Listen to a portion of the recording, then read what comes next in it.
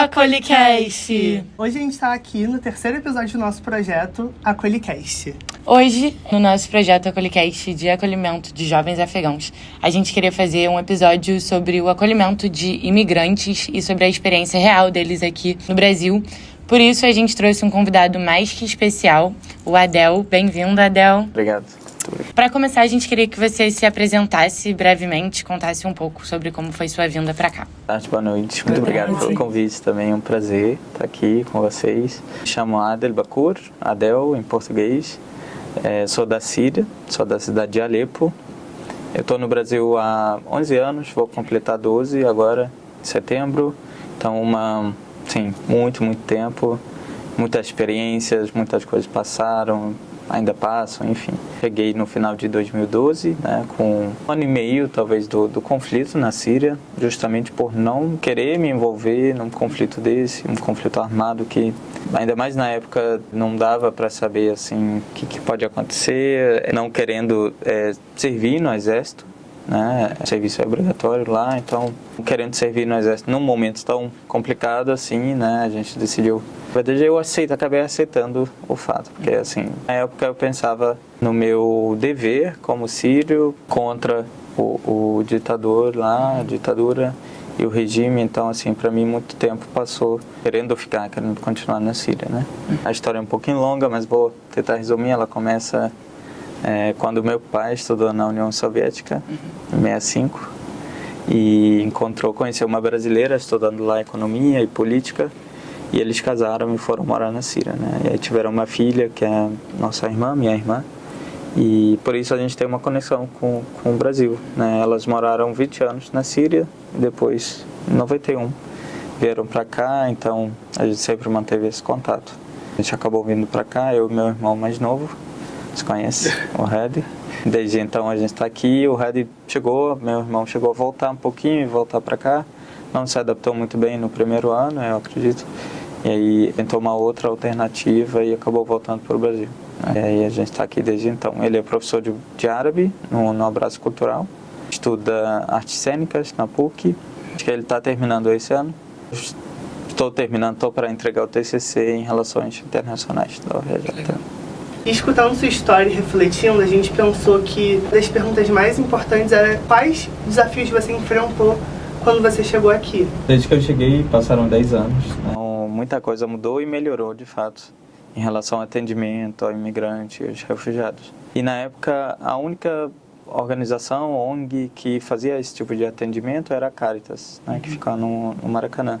Hoje tem muito mais, tem equipamento público, que é o CRAI. Faço parte da prefeitura. Mas na época eu acho que tinha muita dificuldade em conseguir uma pessoa que fala árabe, por exemplo, a nossa irmã aqui que ajudou a gente a traduzir a entrevista, por exemplo, de refúgio, que hoje em dia não pode ser feita por uma pessoa tão próxima ou do mesmo país.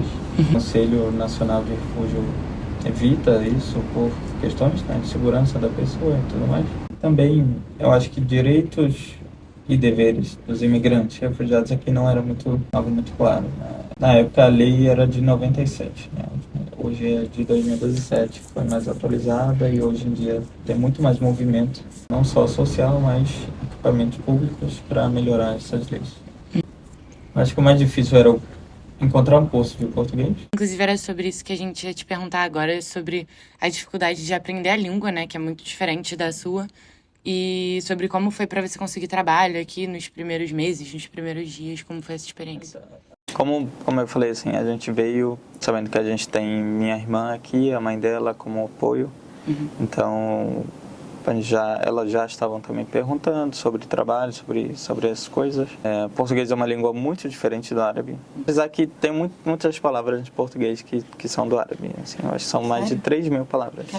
Almofada, álgebra, também alface, eram do árabe, Eu acho que toda palavra que começa com a ele veio do árabe. Mas a gente teve muita dificuldade, por exemplo, quando a gente começou o curso de português, a gente frequentou e a professora enviava deveres por e-mail e tal, e lá na Síria a gente tem costume de usar o e-mail, ainda mais jovens. O e-mail a gente cria para fazer conta em site, no Facebook, a gente não usa o e-mail de fato, Essa é uma dificuldade engraçada, assim, que hoje em dia eu lembro, e foi difícil entender que o dever vai chegar no e-mail, vou ter que baixar, vou ter que imprimir, fazer. Mas foi muito sorte de começar o curso no CLAC, né, na UFRJ. Tem o curso de português para estrangeiros lá e ele é pago, geralmente. Teve um professor da Letras, João Batista, que levou a gente para lá para justificar que 2 pessoas refugiadas que acabaram de chegar deveriam ter o curso gratuito. Né? E a direção lá aprovou e está até hoje isso. Né? Eles aceitam refugiados e imigrantes em condições de vulnerabilidade e matriculam sem cobrança. Né? E em relação ao trabalho, também demos sorte que tem um amigo desse mesmo professor João, que estava precisando de alguém na cozinha. Né? O restaurante dele ficava em Copa, hoje não tem mais, mas eu trabalhei lá por, não me engano, mais de 2 anos, lá direto. Comecei a ir na cozinha por não falar nada de português, nem sabia cozinhar. Eu lavava a louça também, era muito chato. Cozinhar eu acho que até é melhor um pouco, mas lavar a louça, arrumar, fazer as coisas é muito chato. Então, no início, eu até queria desistir, mas não tinha o que fazer, não dá pra desistir. Assim. É exatamente isso que a gente ia perguntar, sobre a relação com o trabalho, quando você chegou e como você evoluiu e agora terminando a faculdade. Sim. Sobre isso. O meu plano, né, sempre foi continuar estudos. Né? Eu não tenho nenhuma profissão, não tinha nenhuma profissão na época, não era formado, tinha 19 anos. Então, meu foco sempre foi continuar os estudos e buscar oportunidade a partir dos meus estudos, né? Então, esse trabalho no restaurante, por exemplo, eu estava ciente que era no período onde eu vou aprender o português, né? Não quero ser cozinheiro, por exemplo, não quero... Fixo, né? Sim. Mas, claro, né, fazia como se fosse, porque eu trabalho. E aí, com o tempo, eu consegui, né, quando eu vi que o meu português já estava assim, melhor, conseguia me comunicar bem com as pessoas, a gente começou a buscar essa oportunidade. Eu tinha passado para a faculdade de Química na Síria, na minha cidade, como se fosse a UFRJ daqui, e eu trouxe esses documentos todos comigo, né, visando isso, né, aqui. E a gente conseguiu traduzir com a ajuda do João e solicitamos uma vaga na UFRJ, na Química. Daí foi cedida uma vaga especial para o refugiado. Né? Isso não é um fluxo normal na UFRJ, não é nenhuma lei, seja federal ou política pública para imigrantes, por exemplo. Né? Foi um momento muito especial ali, específico, que eles aceitaram isso. E aí comecei estudando Química, não Relações Internacionais, e depois de 3 anos mudei para Relações Internacionais, acabei não terminando. Hoje eu trabalho com migração, como eu mencionei, sou coordenador do CRAI Rio, né, esse equipamento público da prefeitura hoje, e desde que eu cheguei eu trabalhava com migração, com os outros sírios que chegavam. E aí com o tempo, eu estudando, teve um período que eu não trabalhei, teve período que eu comecei a trabalhar numa ONG, né, da sociedade civil também, com imigrantes e refugiados, e fui evoluindo, assim, as habilidades, conhecimento também. Passei um período no Abraço Cultural, um curso de línguas com imigrantes e refugiados, importantíssimo, eu acho. A dinâmica que anda a ONG, também as capacitações. Então, entre 2016 e 2021, trabalhei no Abraço Cultural como professor de árabe. Isso me ajudou muito a estudar e buscar outras oportunidades também. Uma outra coisa que a gente queria te perguntar é que as culturas, obviamente, são muito diferentes, sim, né? Sim. Então a gente queria saber o que te surpreendeu mais, assim, tipo, de positivo da cultura aqui do Brasil. Bom, as pessoas são muito receptivas, em geral. Não vou falar só positivo, vou falar de negativo também.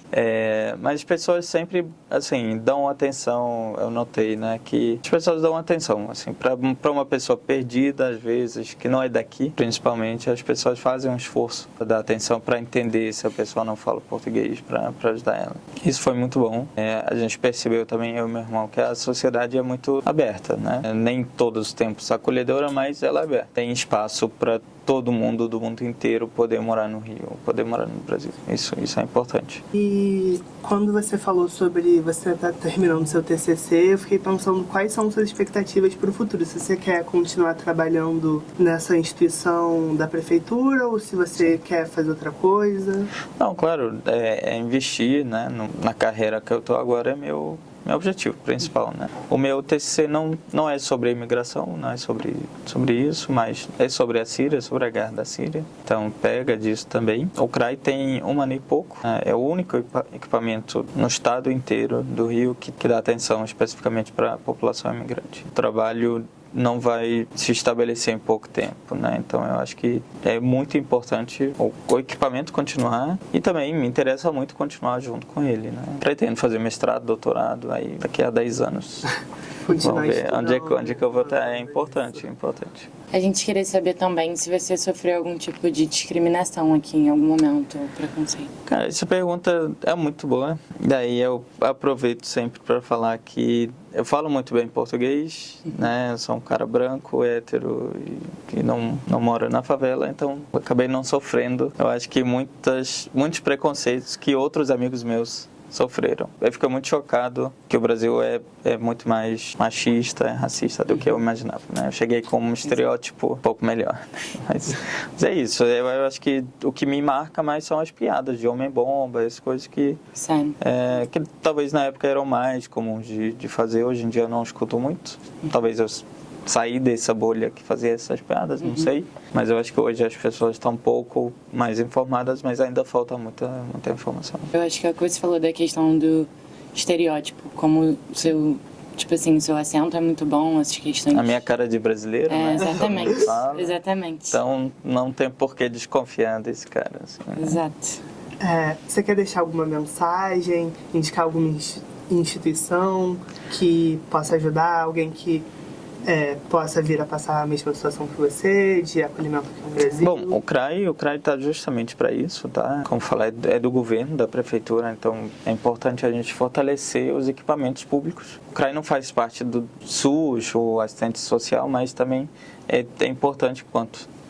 Na nossa equipe metade da equipe é de imigrantes e refugiados, então que faz atendimento para imigrantes e refugiados. Então a gente vê a preferência que o pessoal dá para o nosso equipamento. Claro, tem outras organizações da sociedade civil que são importantíssimas, mas eu acho que a minha visão é que a gente precisa carregar o governo com isso, né?